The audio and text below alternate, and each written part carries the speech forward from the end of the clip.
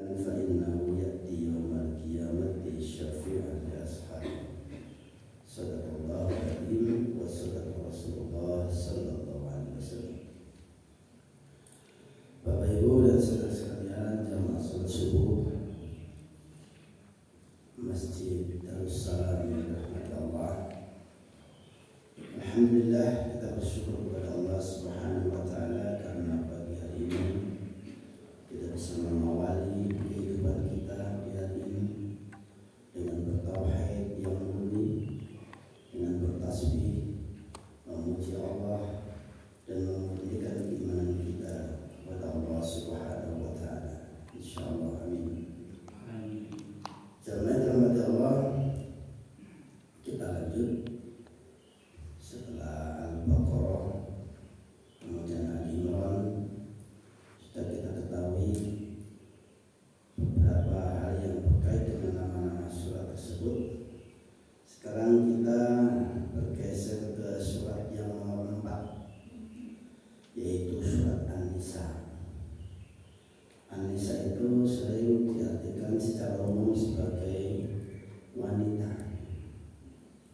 Namun dalam kaidah bahasa Arab, jika ada kalimat, kata benda atau isim tanpa al dengan pakai al, itu sudah berbeda cara memaknainya. Jadi kalau adaannya An-Nisa, itu berarti artinya para wanita yang menyandang status al-ma'rifat itu ya. Contoh, wanita sebagai istri, wanita sebagai saudara, wanita sebagai bibi, bule atau bude, wanita sebagai keponakan. Nanti akan dibahas semua itu berhubungan dengan kalimat An-Nisa itu.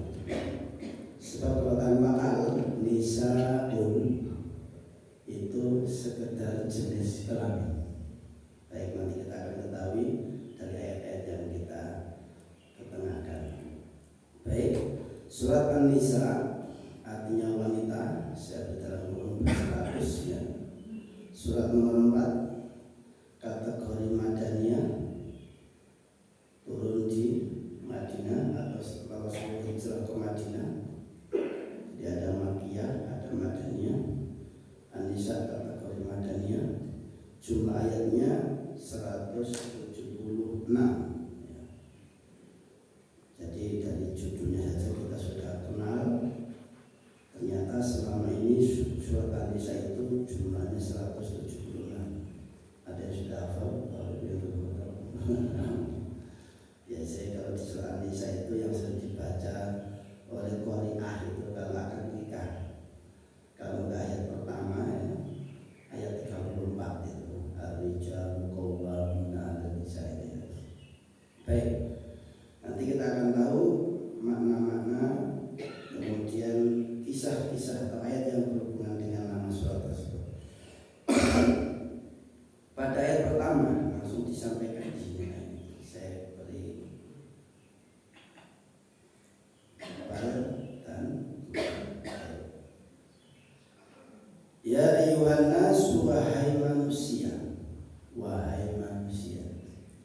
Sering saya sampaikan ada perbedaan, ada ya ayyuhalladzina amanu, ada ya ayuhan nas.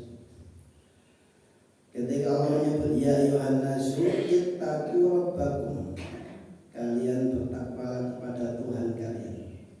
Biasanya perbedaannya kalau ya ayyuhalladzina amanu, ittaqullah, ittaqullah, langsung nyebut nama Allahnya. Kalau an-nas itu robba, itu bedanya di situ. Kemudian ketika Allah menyebut manusia secara umum, baik yang kafir maupun yang beriman, kenapa Allah menyebut an-nas di sini? Alladzi khalaqakum min nafsin wahidah. Biasanya Allah menyebutkan tentang fenomena alam, tentang alam semesta, sehingga orang kafir, orang yang beriman semua terlibat di dalamnya. Walaupun itu nggak beriman Pak, tapi tetap di sini alladzi khalaqakum min nafsin wahidah, Tuhan yang telah menciptakan kalian dari seorang diri yang satu, dari satu orang, yaitu Nabi Adam. Jadi orang kafir tidak percaya tetap terlibat dalam ayat ini. Itu maksudnya. Bedanya Anas dengan alladzina amanu ketika dipanggil oleh Allah.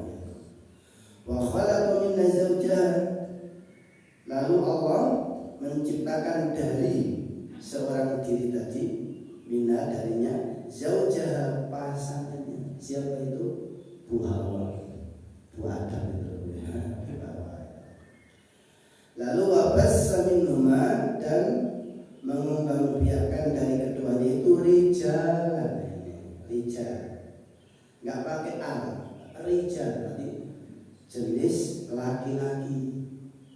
Kalau ada alnya nanti beda. Ar-rijal qawwamun 'alan nisa, para suami. Nah, laki-laki sebagai suami ada alnya nanti ayatnya. Kali ini kan tanpa al. Rijalan jenis laki-laki, kasiran yang banyak, wanisaan dan jenis perempuan, wanita. Tanpa al ini menunjukkan jenis kelamin. Wattaqullaha alladzi, lalu wattaqullaha, dan kalian bertakwalah kepada Allah, alladzi tasaaluna bil arham, yaitu dan yang kalian semua meminta kepadanya, wal arhama di sini pakai fathah mimnya ya. Ini sering diartikan sebagai dan sambunglah silaturahim, wal arhama, dan sambunglah silaturahim. Innallaha kana 'alaikum raqiba, sesungguhnya Allah Maha mengawasi terhadap raqib. Kita sering menyebut malaikat raqib. Raqib itu bukan nama malaikat, sebenarnya tugasnya. Raqibun, selalu mengawasi. Sesungguhnya Allah selalu mengawasi terhadap kalian. Jadi kata kunci di sini nisa, ya, nisa tanpa al. Ini jenis kelamin perempuan. Baik, di situ penekanannya ya. Berikutnya, nah, ayat 2-nya. Sebenarnya di ayat 2 ini tidak ada kalimat nisa atau anisa, namun saya libatkan karena diloncati langsung 3 enak ya. Tapi ada hubungannya dengan masalah akhlak di sini, masalah muamalah. Wa atul yatama amwalahum, dan kalian berikanlah harta-harta anak-anak yatim itu. Wala tatabaddalu khabisa bil thayyib, dan janganlah kalian mencampur adukkan antara yang buruk dengan yang baik. Wala ta'kulu amwalahum ila amwalikum, dan janganlah kalian makan harta mereka kepada harta kalian. Maksudnya apa? Di sini berbicara tentang anak yatim. Kalau zaman jahiliyah dulu itu kan gini tradisinya Bapak Ibu ya. Kalau ada seseorang saudara punya anak gitu ya, terus si saudara ini meninggal, maka hartanya itu dikuasai oleh saudaranya dan tidak merekrut anak-anaknya. Itu masalahnya. Nah, mungkin kita alami seperti itu. Jangan sampai kita mencampur adukan harta kita dengan harta anak yatim tadi itu. Terus dianggap doa gitu ya, jangan ya. Baik. Innahu kana hubban kabira, sesungguhnya hal mencampur adukan harta anak yatim dengan harta kalian itu hubban kabira, merupakan dosa besar. Memang di sini ayat ini diselipkan karena ini nanti banyak membahas masalah kehidupan rumah tangga pada jemaah sekalian. Saudara rumah tangga itu kan begitu, kadang kita merawat keponakan kita, ya. Kadang-kadang ada niatnya berbeda. Kita ini almarhum dijaga, tak rambut ya anaknya, sok pengerti. Hati-hati, dalam acara kita sudah sangat-sangat lengkap pembahasannya. Yang ketiga, ini biasanya ayat yang ditakuti oleh ibu-ibu ini, ayat ketiga ini. Ditakuti Pak ya. Jadi ada cerita itu seorang istri mulai ngaji Banten, mulai Al-Baqarah, Al-Imran, An-Nisa, Banten. Pas membaca surat ayat nomor 3 ini, lah kok gak pelan. Terus suaminya tanya, "Kenapa cukup pelan. Masuk ayat apa? Lah kok masuk ayat apa? Kita akan tahu ya. Wa in khiftum alla tuqsitu fil yatama. Dan jika kalian takut bahwa kalian tidak bisa berbuat adil dalam masalah anak-anak yatim. Hanya mengenai yatim tadi ayat 2. Fankihu ma qabalakum minan nisa. Maka kalian nikahilah yang baik-baik di antara wanita-wanita yang lain. Maksudnya wanita yang statusnya tadi itu yang mau dinikahi itu ya masna 2, wasulasa dan 3, waruba'a dan 4. Ini biasanya mohon maaf ya, pembahasan itu tiba-tiba lo iki lo dalil wong lanang iku oleh bojo papat. Padahal kalau kita lihat ayat ini secara sempurna itu ada kronologi. Kronologinya di sini. Dan apabila atau jika kalian tidak bisa adil terhadap anak yatim, maksudnya apa? Umpama Ustaz Domen ya, umpama ngeramut anak yatim itu banyak jenis perempuan diramut sama beberapa wanita yatim itu diramut.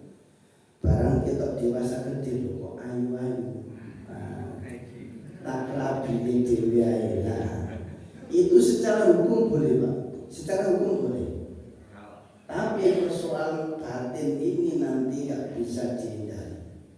Ketika yang dinikahi itu anak yang diramut dulu, setelah jadi istri kadang-kadang undat-undat itu. Ketika tadi bujurnya kok ini, oh ini udah dibujuk, kecil tak ramut ini kok kamu, wah ini. Jadi mana di situ Pak? Jadi dihindari untuk menikahi anak yatim yang pernah dirawat. Iya, masalahnya nanti akan timbul hal mungkin masa lalu itu bisa rusak itu bahaya itu. Makanya kan di sini fankihu ma qabalakum minan nisa, nikah wanita yang lain saja. Itu loh maksudnya itu. Ya lah ya, kalian tahu ya ternyata. Sudah dipotong nikahilah wanita itu 2, 3, 4 malah dijumlahkan 2 tambah 3 tambah 4 songo. Kadang-kadang maksudnya begitu, itu kan pakai dan itu. Sebab dan itu dalam bahasa juga bermakna atau 2 atau 3 atau 4. Karena kita sebagai orang Islam tidak boleh menikah lebih dari 4. Satu saja tak wani ya. Jadi ini ada penyebab sebenarnya perintah ini ya. Silakan pokoknya jangan mengawini, jangan menikahi anak yatim, wanita yatim yang dulu kamu rawat, jangan. Yang lain saja langsung lulu kamu, ya, langsung lulu kamu, langsung telu kamu, langsung babat kamu. Ya. Itu tadi persoalannya ada sebab juga di belakangnya ada syarat. Fa in khiftum alla ta'dilu fawahidatan. Tapi panjenengan gak iso adil Pak Dono siji ae. Sehingga ada guyuran bapak itu begitu. Kalau laki-laki istrinya 4, wow Superman. Laki-laki istrinya 3, wow itu Power Man gitu. Laki-laki istrinya 2, oh itu Ultraman gitu. Laki-laki bojone siji cemen. Nah ini Pak, lewat di siji ae. Ya itu termasuk saya termasuk takwa ya. Takut istri tua ya. Takwa ya. Ya itu istilah Islam sekali itu begitu. Aku sudah jeruk kiai, aku bojoku siji. Lagi kiai bojone lebih ya. Terus juga para ustaz biasanya. Baik. Jadi kita sudah tahu kronologi pernikahan lebih dari satu itu ini Pak sama sekalian. Jangan menikahi perempuan-perempuan yatim yang dulu kamu rawat. Karena apa? Nanti bisa jadi istrimu, statusnya tetap istri ya, jangan anak yatim terus ya. Ketika lo ngeyel dengan awak mikir gak matur suwun kecil bapak ibu kawan tak ramu tak ada bojo kurang ngopo ijek ngene nah. Kuwatir menimbulkan hal-hal yang diundat-undat gitu. Baik. Kalau masih kurang auma malakat aimanukum. Ini zaman dulu masih ada budak ya. Jadi mau sudah bojo papat kok kurang. Nah, boleh. Budaknya juga boleh. Nah, ini ya itu zaman dulu lah. Zaman sekarang ini masih kadang-kadang dipaksakan hukumnya pembantu dianggap budak karena beli dari agen gitu ya. Sudah tidak bisa disamakan itu ya, pembantu sudah wanita merdeka dan mereka itu bekerja bukan menjadi budak tuan rumahnya, bukan, sudah beda ya. Dari adna Allah ta'ulu, hal itu agar kalian tidak melakukan perbuatan dosa atau ketidakadilan. Kalau ibu-ibu kepengen punya senjata itu gampang. Dua bojo kok kudu rapi mana ya. Ini senjatanya untuk ibu-ibu ini. Kalau ayat 3 itu biasanya senjatanya untuk bapak-bapak ya. Itu loh ayat itu. Ibu-ibu sebenarnya punya senjata. Di surat An-Nisa ayat 129. An-Nisa 129. Ini saya bocor ibu-ibu ya. Untuk senjatanya. Bocor halus. An-Nisa 129 ayat Pak besarkan. Walan tastati'u an ta'dilu bainan nisa'i walau harastum. Dan kalian para suami jika punya istri lebih dari satu, kalian tidak akan sekali-kali tidak akan mampu adil. Lantas tadi tidak akan mampu adil tadi. Bainan nisa'i di antara para istri. Nisa kan ada artinya kan statistik, bukan di antara para wanita, bukan wanita tonggo-tonggo yang kabeh ya. Walau harustum, walaupun Anda sangat ingin berbuat demikian. Ini sebenarnya artinya apa? Secara materi mungkin bisa adil. Mungkin setiap istri punya ruku masing-masing, dia ada ruku mebel masing-masing istri itu tidak materi. Tapi urusan hati, itu Allah lebih tahu. Bahkan Rasulullah sendiri menyatakan seperti itu. Artinya apa? Urusan hati loh ya masalahnya. Tidak dengan kalau materi bisa adil, tapi kalau urusan hati baik, sama yang dirahmati Allah ya. Tuh contohnya. Sama yang dirahmati Allah, kita kembali kepada pembahasan kita tadi. Kemudian ayat keempat, ini ayat keempat. Tadi ayat nomor 3 tentang jangan menikahi wanita yatim yang pernah kamu rawat supaya tidak terjadi sesuatu yang sifatnya diungkit-ungkit. Silakan menikahi wanita yang lain, bukan anak yatim yang pernah kamu rawat. Ayat 4-nya tentang mas kawin. Di sini saya ambil karena ada kalimat ini. Wa atun nisa, dan berikanlah kepada para anisa istri itu yang sudah dinikahi ya. Anisa dinikahi istri, saduqatihinna nihlah, mahar kepada mereka sebagai pemberian yang ikhlas, sebagai pemberian yang sukarela. Fa in tibalakum, maka jika mereka ingin berbuat baik kepada kalian, kepada suami, ansyain dari sesuatu minggu darinya, nafsan secara pribadi, maksudnya gini, umpama seorang suami yang sudah memberikan mahar kepada istri, mas kawin, dan setelah istri itu dikawini, sebenarnya mas kawin itu hak mutlaknya istri. Suami nggak boleh udik-udik. Kalau butuh berarti mas kawin ini sinaknya sampai untuk usaha mau ya. Namun di sini jika si istri itu berbuat baik, ingin membantu, dikasih, terus mas nggak usah utang, misalnya bersyukur kok tak kei dan lain-lain. Jadi harus ada akadnya jelas ya. Sebab kalau istri nggak bilang memberi, ya berarti itu akadnya pinjam itu para jamaah sekalian ya. Namun jika istri itu bermaksud memberi, ya, bukan pinjam tapi pemberian ikhlas ya, maka tidak masalah. Fakuluhu, maka makanlah. Artinya pakailah materi itu, pakailah barang itu untuk kebutuhan. Hani'an mari'a, bisa dinikmati dan bisa dirasakan enaknya para jemaah sekalian. Sebagai nikmat dari Allah Subhanahu wa Ta'ala.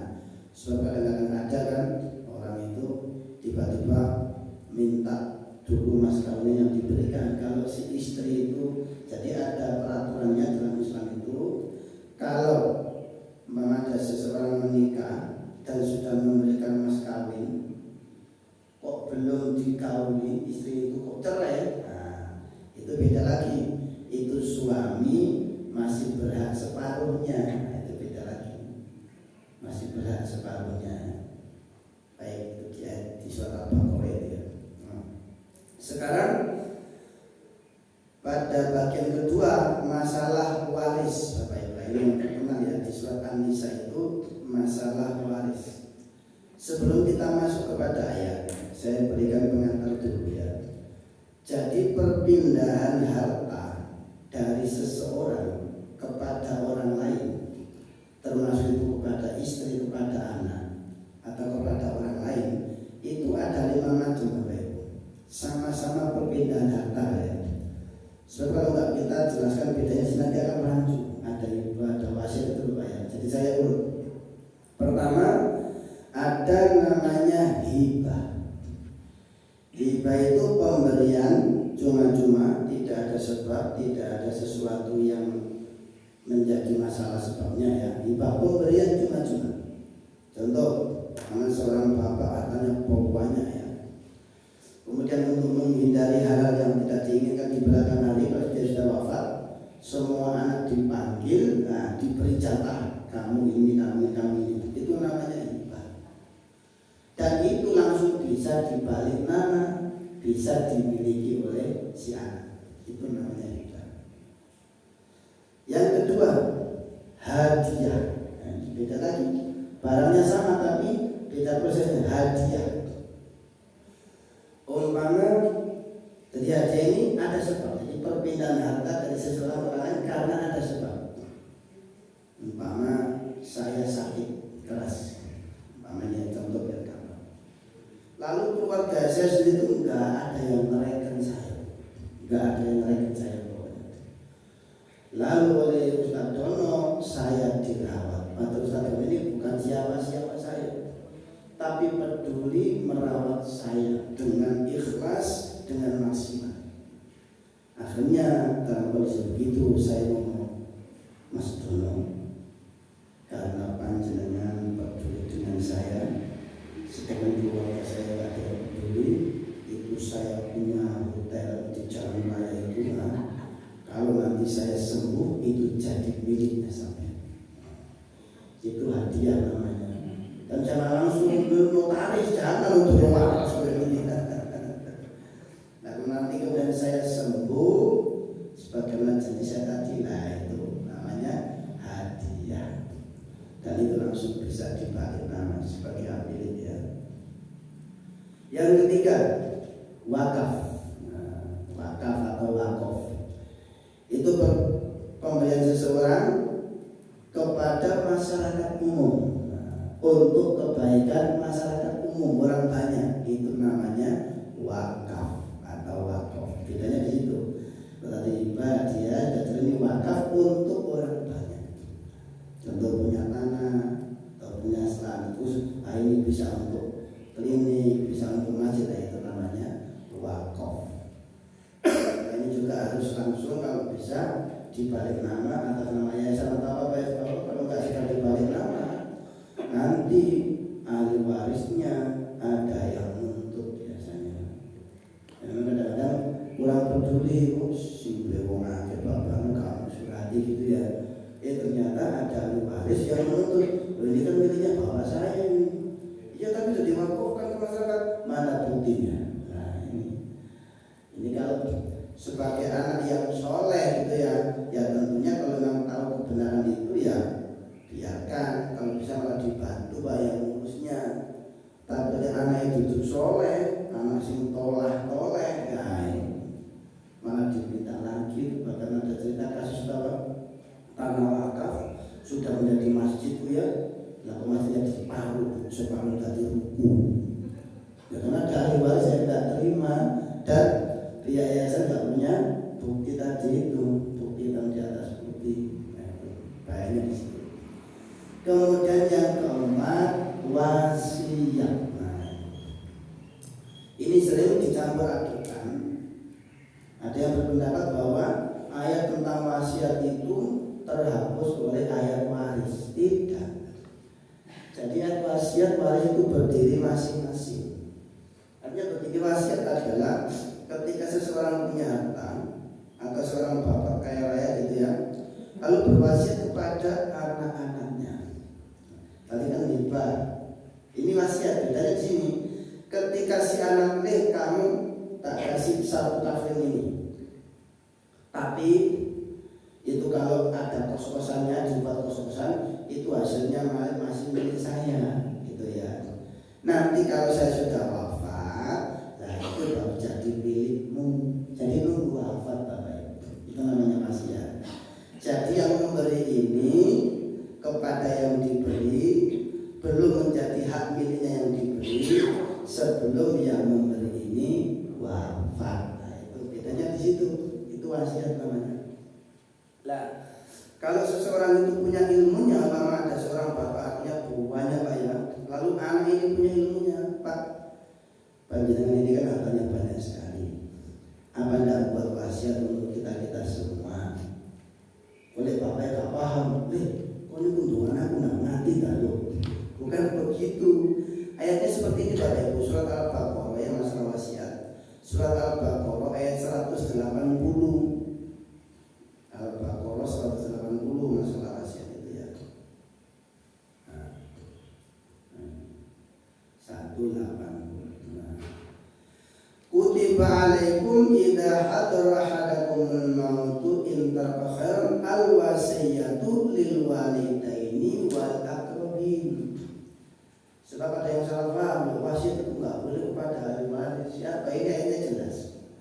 Pada dua orang tua juga ahli waris. Aqrabin ini paling dekat juga anak ya. Jadi diwajibkan kepada salah seorang di antara kalian apabila datang kematian, ini jangan dipahami lipis kecil aja wasiat tambah salah kabeh Pak, bukan begitu. Artinya apa? Setiap orang itu pasti akan didatangi kematian gitu loh. Tidak harus menunggu sakit. Jadi ini jangan dipahami pokoknya wis nazar wis teko cepet nang wasiat. Nah ini salah paham di sana ya. Jadi maka dia harus meninggalkan wasiat kebaikan itu, kebaikan itu adalah harta. Kepada siapa? Lil walidain, kepada dua orang tua. Berarti apa? Orang muda, anak, paling anak soge. Nah, orang tua yang masih ada, nah itu lebih baik adanya ada wasiat. Nah, itu. Terus bedanya apa dengan waris lah? Ketika orang kaya gak sempat berwasiat sama sekali, tiba-tiba inna lillahi wa inna ilaihi, itu jatuhnya hukum waris gitu loh. Jadi ayat ini dengan ayat waris sendiri-sendiri posisinya. Jadi ayat ini bukan terhapus dengan ayat waris, bukan.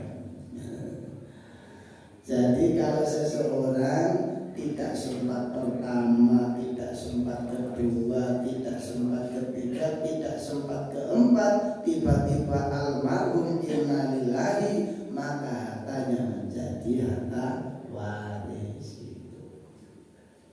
Dan itu pun tidak otomatis, harus diselesaikan dulu. Mungkin almarhum punya hutang-hutang ke orang lain, termasuk pengurusan jenazah sampai selesai, mungkin ada biaya. Memang masih Jika yang meninggal banyak hartanya sehingga hutangnya sudah dibayar, tanggung jawab kematian sudah dibayar, dia mendapat waris dan itu menjadi harta waris. Tapi lah kok utangnya wakil, hal-hal lain juga belum selesai, berarti ahli warisnya mewarisi utang loh. Jadi jangan boleh enak itu ya. Artinya apa? Kalau almarhum itu punya pinjaman ke orang lain, sementara hartanya nggak ada yang diwariskan, ya ahli warisnya tetap harus membayar utangnya itu. Rasulullah menyatakan tidak mau mensolati jenazah jika dia punya hutang dan belum dibayar. Artinya apa di situ? Tanggung jawab antar manusia itu harus diselesaikan. Lah sementara bahwa ahli warisnya miskin kan ya apa? Lah ini persoalan lain lagi nanti pembahasannya ya. Jika ada ahli waris yang mampu membayar hutang almarhum itu, maka harus dilaksanakan. Karena apa? Khawatirnya hutang-hutang almarhum ini nanti jadi beban di akhirat gitu Bapak, itu maksudnya.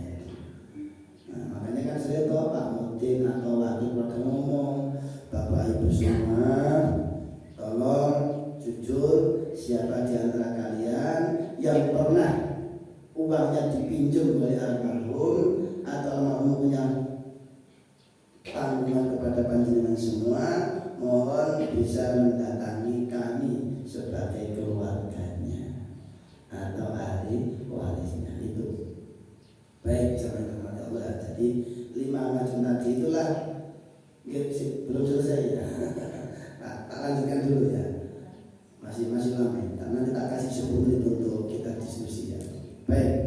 Jadi kita sudah tahu ya, ada harta waris, ada wasiat, ada hadiah, ada wakaf, ada ibadah, ada 5 macam Pak. Barangnya sama, tapi prosesnya berbeda, jadi beda nama. Baik. Ini jadi di surat An-Nisa itu ada 3 ayat yang berbicara tentang hukum waris. Pertama di ayat 11 ya. Panjang sekali satu ayat ini, setengah halaman kalau dalam Quran ya. Yusikumullahu fi auladikum lidzakari mislu hadil unsayain. Allah memerintahkan, Allah berwasiat, Allah memerintahkan kepada kalian dalam masalah anak-anak kalian, maksudnya anak yang menjadi ahli waris itu, lidzakari mislu hadil unsayain. Untuk laki-laki itu sama dengan bagian 2 wanita. Jadi kalau ada asobah ya, maka itu nanti cara baginya, kalau ada laki dan perempuan maka cara baginya adalah 2:1. Kemudian fa in kunna nisa'an fawqa sanataini falahunna sulusa mata.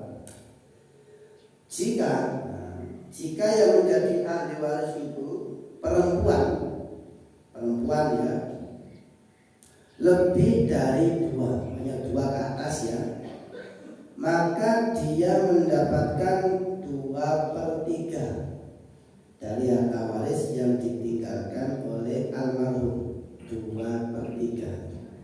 Maksudnya gini, ini kan pembahasan masalah anak ya. Jadi kalau anak itu menjadi ahli waris tunggal dari seorang bapak umpamanya, si bapak ini istrinya sudah tidak ada, ahli waris lain tidak ada, adanya cuma 2 anak perempuan. Maka 2 anak perempuan itu mendapatkan 2/3. Yang sepertiganya untuk siapa? Nah, itu banyak pendapat ya. Ada yang berpendapat dikasihkan keluarga lain yang tidak punya waris. Nah, ada juga yang mengatakan untuk kepentingan umum, yang penting untuk kebaikan itu sepertiganya ya. Baik. Jadi intinya 2/3 jika dia itu anak perempuan sebagai ahli waris tunggal terdiri dari 2 orang atau lebih. Baik. Wa in kanat wahidatan fala nisfu.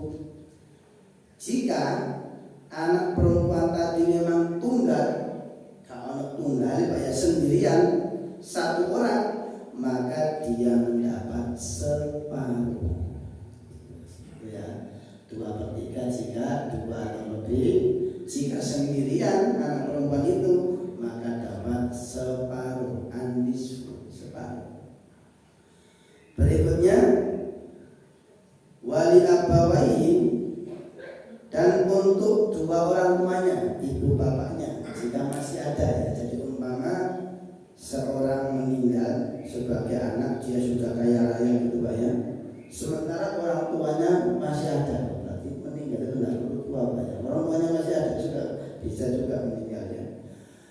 Maka dua orang ibu bapaknya itu bagiannya adalah masing-masing as-sudus, seperenam. Seperenam ini ada syaratnya jika memang ingkana lahu walad, jika yang meninggal itu punya anak. Paham ya? Jadi kalau ada seorang meninggal, yang meninggal ini punya anak dan masih punya orang tua, maka orang tuanya itu masing-masing dapat seperenam jika dua-duanya masih hidup. Seandainya salah satu nggak ada ya tetap seperenam. Tapi sebab yang menjadi seperenam adalah karena yang meninggal itu punya anak, laki perempuan sama saja. Baik. Berikutnya, fa illam yakul lahu waladun, maka jika yang meninggal itu tidak punya anak, jadi nggak punya anak yang meninggal itu, wa warisahu abawahu, dan yang menjadi ahli waris adalah dua orang tua, fali ummi sulus, maka untuk masing-masing itu sepertiga. Banyak mana sepertiga sama seperenam? Sepertiga, tapi kalau dibagi seperenam, teman pakai. Satu dibagi 6, satu dibagi banyak sepertiga Bapak Ibu ya. Ini kalau saya hitungan kalkulator di Bapak Ibu ya. Ya kita di sini jadi cerdas Bapak Ibu kalau bisa memahami semacam ini ya. Maka kalau yang meninggal itu tidak punya anak, sedangkan orang tuanya masih ada sebagai ahli waris, maka orang tuanya dapat sepertiga. Nah, kita sering kayak ini dulu Bapak Ibu ya, biar nanti tuntas dulu, masih 2 ayat tapi kita asal kayak dulu ya, pelan-pelan. Memang memahami di sini kadang-kadang Pak, ketika kita bersekolah memang itu favorit Pak, dijelaskan itu soalnya. Jika ahli warisnya ini gitu ya, pertanyaannya siapakah yang mati? Bingung Pak. Logis mati anak, apa ibu, kalau dulu itu bingung Pak. Jadi sebenarnya sepele, ketika menyebut ahli waris adalah istri, berarti yang mati siapa? Suami. Ketika menyebut ahli waris adalah orang tua, berarti yang mati siapa? Anak, gitu. Baik, sudah punya. Bukan 45 kan? Curugnya. Ya, tak selesaikan ini dulu ya. Mimba diwasiyati yusibia utaila, harta waris itu bisa dibagi setelah jika punya hutang atau ada wasiat-wasiat yang lainnya. Jadi almarhum itu kalau punya wasiat kepada A, B, C, D harus diselesaikan dulu wasiatnya, atau punya hutang harus diselesaikan, baru itu menjadi namanya harta waris ya. Jangan belum apa-apa keseluruhan bagi ya. Baik. Kemudian abahukum wa abnahukum, itulah bapak-bapak kalian dan anak-anak kalian. La tadruna ayyun aqrabu lakum naf'a, kalian tidak tahu siapakah di antara mereka yang lebih dekat dalam memberi manfaat. Artinya apa? Makanya kalau nggak sempat wasiat, nggak sempat ibadahnya, maka yang menjadi rujukan adalah hukum waris, karena Allah lebih tahu dalam hal siapa yang paling berat. Berikutnya, fardhu minallah, sebagai hukum atau kewajiban dari Allah. Innallaha kana aliman hakima, sesungguhnya Allah maha mengetahui, maha bijaksana. Kalau Allah itu hakim maha adil, maha bijaksana. Kalau hakim itu haknya panjang, hakim bisa memutuskan tapi belum tentu adil. Tapi kalau Allah itu haknya pendek, kafnya panjang, hakim. Seperti kita, kalau ada orang alim itu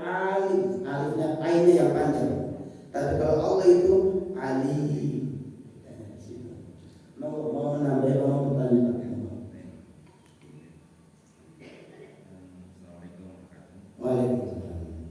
Menanyakan ada case ini ada Agak keras Pak. pertanyaan sebenarnya. Oh 10. Saya bagi 5 ya. 10 ABCD dapat dikuasai. Satu case bahwa anak laki-laki sebelum menikah dihadiahi rumah oleh orang tuanya. Ya. Kemudian si laki-laki ini meninggal sebelum punya anak, sudah beristri, tinggal tidak punya anak, belum punya anak.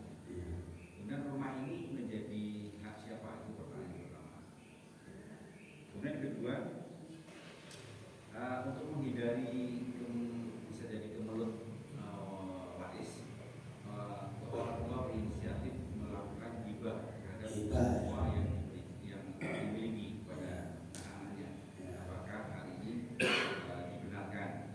Yang kedua, kemudian yang ketiga adalah berkaitan dengan apakah wasiat itu bisa diberikan kepada non keluarga wasiat. Kemudian yang keempat, dalam kalimat ini sedikit berbeda. Dalam kalimat ini kan sering menyebut kata yatim. Dalam surat yang lain Al-Maun juga menyebut yatim. Tidak pernah menyebut piatu. Apakah dalam konteks bahasa Arab memang tidak mengenal piatu atau yatim itu berlaku ada Salah satu dan keduanya atau itu atau bagaimana?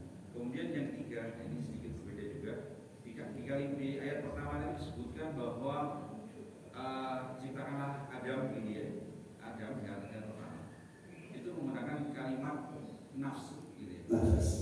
Ya, sedangkan pada kalimat surat yang lain ada kita temukan bahwa setiap makhluk akan maut. Nafs ini mungkin kajian berbeda mungkin ya. Karena nafs ini kok jadi menyebut diri sendiri atau nafs yang lain.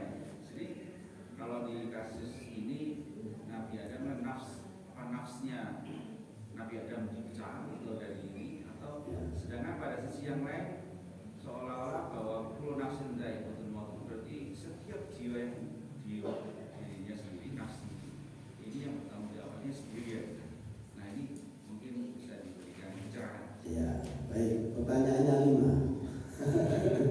Sebenarnya saya paling tertarik pada pertanyaan terakhir masalah nafsu itu ya. Tapi yang pertama dulu ya. Yang pertama tadi kalau saya tangkap ya, seorang anak sudah diberi wasiat gitu Pak ya, atau hibah ya. Dia berarti sudah jadi hak milik kan ya. Terus dia wafat, meninggal, menikah dulu terus belum punya anak tapi punya istri. Berarti terus dia meninggal, belum punya anak tapi dia meninggal. Berarti di situ ahli warisnya adalah istri. Rumahnya kan diperoleh sebelum nikah. Iya betul. Berarti kan malah lebih aman itu. Berarti kan hak murninya itu kan miliknya si suami tadi kan, si anak tadi yang jadi suami kan. Tadi kan hak murni miliknya si suami itu yang sudah menikah kan ya. Memang kadang-kadang bahasa kita itu mulut Pak ya, maaf ya. Jadi si anak yang sudah dapat hibah tadi berarti kan menguasai penuh atas rumah hibah itu. Terus dia menikah kan begitu. Kemudian belum punya anak, berarti kan sudah punya istri kan, istri sah kan ya. Berarti yang menjadi hak waris menjadi alurnya adalah istri. Jika si suami tadi nggak ada ahli waris lain, mungkin nggak ada saudara, nggak ada ibu, nggak ada orang tua ya, pokoknya satu orang istri tak ya sebagai ahli waris ya, maka istri dapat 1/4. Nanti ada bahasanya, jika suami ini punya anak dan sama istrinya atau punya orang lain juga dia punya anak, maka istri dapatnya 1/8. Nanti ada ayat 12 Pak. Sabar ya. Itu yang pertama ya. Saya langsung jawab yang kelima, nanti yang 2, 3, 4 nanti untuk pembahasan berikutnya ya. Nanti saya ingatkan lagi ya pertanyaannya. Yang kelima itu saya sangat menarik itu. Saya punya 5 tentang itu. Jadi nafsu dalam Quran itu maknanya 3. Pertama, nafsu sebagai jasad fisik. Seperti Anissa saat itu kan jasad fisik. Allah menciptakan Adam seorang diri, jasadnya fisik sendirian. Pertama itu nafsu sebagai jasad fisik. Yang kedua, nafsu bermakna jiwa. Berarti bukan nyawa, bukan fisik, tapi jiwanya. Fa'alhamaha fujuraha wa taqwaha. Itu kan dari nafsu itu ya. Surat Asy-Syams surat nomor 91 itu nafsu, tapi artinya jiwa, bukan fisik, bukan nyawa ini ya, Asy-Syams ya. Nah, dari wa nafsi wa masawwaha lainnya, nafas dan jiwa, bukan nyawa, beda lagi. Bukan jasad tapi jiwa. Lalu Allah memberi ilham kepada jiwa itu fujurnya maupun takwanya, jiwa Pak. Nah, yang ketiga makna nafas itu nyawa dan jiwa dalam satu paket. Seperti kita Pak ya, ada nyawa, ada jasad. Bukan nyawa dan jiwa ya, nyawa dan jasad. Contoh, seseorang membunuh orang lain, nah, yang dibunuh kenapa? Berarti dia dipisahkan dari jasadnya dengan nyawanya. Itu nafsu. Man qatala nafsan bighairi nafsin, itu Pak ya. Barang siapa membunuh nafsan, seseorang apa? Memisahkan jasad dengan nyawanya. Nah, kullu nafsin dha'iqatul maut itu maknanya dua Pak. Bisa diartikan kullu nafsin, setiap yang bernyawa pasti akan merasakan mati.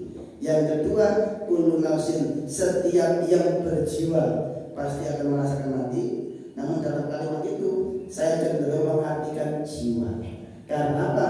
Di belakangnya disebutkan kemudian akan disempurnakan pahalanya. Nah, jiwa inilah yang menjadi sebab adanya surga dan neraka. Kalau binatang itu punya nyawa, punya jasad, tapi tidak punya jiwa, makanya tidak ada binatang sakit jiwa, tidak ada ya. Dan tidak ada surga dan neraka untuk binatang. Tapi kalau untuk manusia ada jasad, ada nyawa, ada jiwa. Dan jiwa inilah yang menjadi sebab adanya surga dan neraka. Makanya ada orang kalau gila itu sebut apa? Sakit jiwa, nyawa, jasadnya mengaku usian, tapi jiwanya sudah hilang. Makanya tidak berlaku catatan baik dan buruk bagi orang gila. Ayo Pak, ya.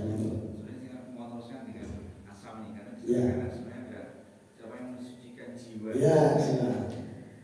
Nah itu berarti kan jiwa dalam itu bukan fisik. Iya, bukan fisik dan bukan nyawa. Hati kalau kita ada qalbun salim itu.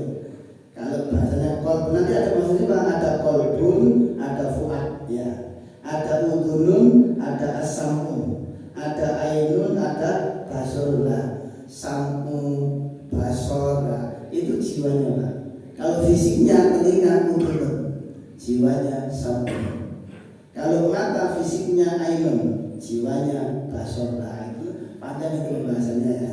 Jadi maksud itu tiga maknanya: jiwa, nyawa, jasad dan nyawa. Ada saya punya tema itu ternyata ya. Baik, jangan